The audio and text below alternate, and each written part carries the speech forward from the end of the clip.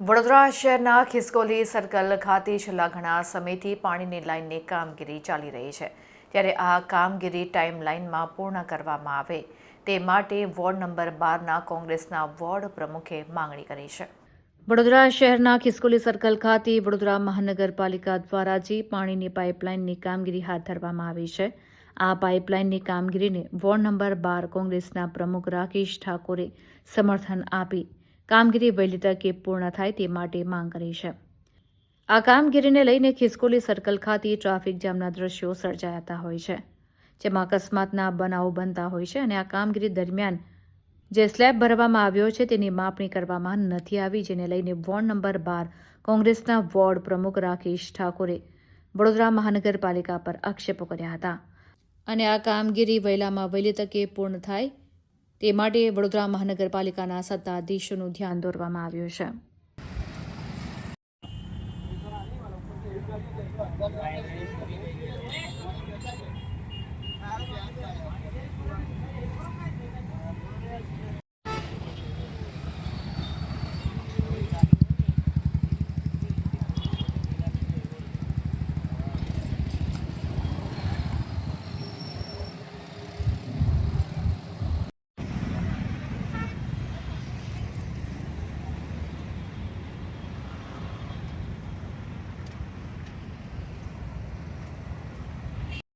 પાણીની લાઈન છે એથી બેન્ડ થઈ ગઈ છે આગળથી એ બી એ લોકો પાણી વિભાગને જાણ નહીં કરી હોય। એ મોટી લાઈન મહીસાગરની જાય છે, પાણીની લાઈન છે એથી બેન્ડ થઈ છે, દેખાય છે ચોખ્ખે ચોખ્ખું। એમને બી અધિકારમાં આગળથી કામ કરે કોન્ટ્રાક્ટરોને કીધેલું તમે આગળ જતા તકલીફ થવાની છે, પણ માનતા જ નથી એ લોકો। ટાઈમ લાઈન એટલે આ લાઈનને નાખતા 1 વર્ષ થઈ ગયું। આટલા તલાવમાંથી આ લોકો વિશ્વામિત્રી નદીમાં જે લાઈન ખિસકોલી સર્કલ જોવા એ નેવાના પાણી મુભે ચડાવવાનું કામ કરી રહ્યા છે। હવે આવા કામનો વિરોધ નહીં કરવાનો, આપણે સમર્થન કરવા પડશે, કેમ કે એ લોકોએ નકશો જોઈને તો કોન્ટ્રાક્ટરે જોયું હશે। હવે નકશાની અંદર એવું છે કે લેવલ ચલો લેવલ ડાઉન કર્યું, તમે લેવલ ડાઉન કરતા પણ જે મોટી મોટી 5-5 ફૂટની 6-6 ફૂટની લાઈનો આવી એને તમે કેવી રીતે લાઈન ક્રોસ કરશો? પાણી કઈ એટલા ફોર્સમાં નથી આવતું, એટલું ફાસ્ટ નથી આવતું, જે એક લેવલથી ડાઉનથી જ આવશે। હવે ત્યાં વચ્ચે અડચણો આવશે, 3-4 જગ્યાએ મોટા મોટા 5-5 ફૂટના પાઇપો છે। અત્યારે બી અહીંયા બી દેખાય છે કે લેવલ કેટલું ડાઉન છે, પાઇપો લેવલ ટુ લેવલ છે, તો સામે પાણીનો ફ્લો ધક્કો કેવી રીતે મારશે? એક મોટો મુદ્દો છે આ પાણીનો કે આટલા ગામ આવનારા સમયમાં ડૂબશે। એ ભલે પાણી કાઢવા માટે તૈયાર, પણ આવનાર સમય આટલા ગામની અંદર ફૂલ પાણી રહેવાનું, ઊંધું પાણી, નદીમાં પાણીનું લેવલ વધ્યું એટલે આટલા ગામ ડૂબ્યું। વડોદરા મહાનગરપાલિકા જે કામગીરી કરવી યોગ્ય છે ખરી? અરે હવે તો વિરોધ બી નહીં કરવાનો, હવે તો સમર્થન કરવું પડશે, મને એવું લાગી રહ્યું છે, કેમ કે કઈ વિરોધ કરે તો હવે કેસ લાગુ પડશે એવું કહેવામાં આવ્યું છે। એટલે વિરોધ નહીં કરવાનો, સમર્થન કરવાનું। અને આના કારણે આ કામગીરીને કારણે છેલ્લા મારા હિસાબથી 20 દિવસથી લોકો હેરાન પરેશાન છે। પોલીસ પર ભારણ વધી ગયું, ટ્રાફિક પોલીસ હેરાન પરેશાન અહીંયા, કેમ કે લોકો સમજતા નહીં, લોકોને 1 કિલોમીટરનો ફેરાવો થઈ ગયો આ સર્કલ પર, એટલે પોલીસ બી કંટાળી ગઈ કે હવે કરવું શું?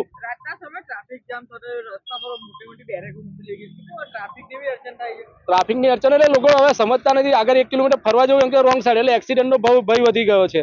એટલે કે પબ્લિક બી હવે સમજતી નથી, એમને બી થોડું સમજવું પડે। તમે 1 મહિનો વેઠી લો, બીજું 1 વર્ષ વેઠ્યું છે તો તમારે નિકાલ થશે આ, કેમ કે આને ગમે તેવું સમર્થન આપીને કામને પૂરું કરવું પડશે।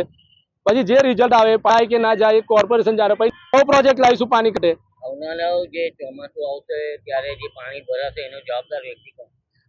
એનો જવાબદાર વ્યક્તિ વડોદરા મ્યુનિસિપાલિટી કોર્પોરેશન જ રહેશે, કેમ કે એમને ખબર જ હતી કે આ પ્રોજેક્ટ છેલ્લા મારા હિસાબથી આગલી ટર્મના જે 5 કોર્પોરેટર હતા, 4 કોર્પોરેટર એ ટાઈમનો પાસ થઈને પડેલો ને અત્યારે આ છેલ્લા 10 એન્ડિંગ 1 વર્ષ બાકી રહ્યું હતું ચૂંટણીનું, ત્યારે ચાલુ કર્યો, એટલે 9 વર્ષ લગી પ્રોજેક્ટ પડી રહ્યો અને હમણાં ચાલુ થયો, એટલે કઈ ને કઈ હશે, હવે મિલી ભગત હશે એની અંદર। એટલે એવું કહેવાય ખરું કે ઇલેક્શન આવે ત્યારે આખી કામગીરી હાથમાં લીધી? હા, કામગીરી હાથમાં લીધી, પણ આ પ્રોજેક્ટ તમે બિલ સાઈડ પર કાઢી નાખ્યો, કલાલી સાઈડ પર કાઢી નાખ્યો તો એકદમ ઇઝીલી પતી જાત અને પાણીનો ફ્લો એકદમ ફાસ્ટ થઈ જાત, સારી રીતે પાણી નીકળી જાત આટલા ગામમાં જે ભરાય છે એનું। અને આની જગ્યાએ આ બધે હેરાનગતિ લોકોને થવા લાગી।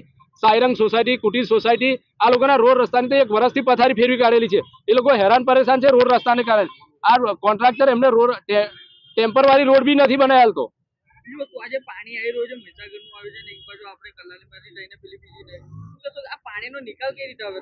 આ મહીસાગર વાળી મારા હિસાબે આ લાઈન હશે તો થોડી તો બેન્ડ થઈ ગઈ છે, એટલે જો આવનાર સમયમાં નીચેનો બેઝ તૂટ્યો તો આ લાઈન ક્રેક થવાની જ છે અને પાણી મિક્સ થશે અને લોકોના ઘરોમાં ગંદુ પાણી જશે। ઠાકોર રાકેશ।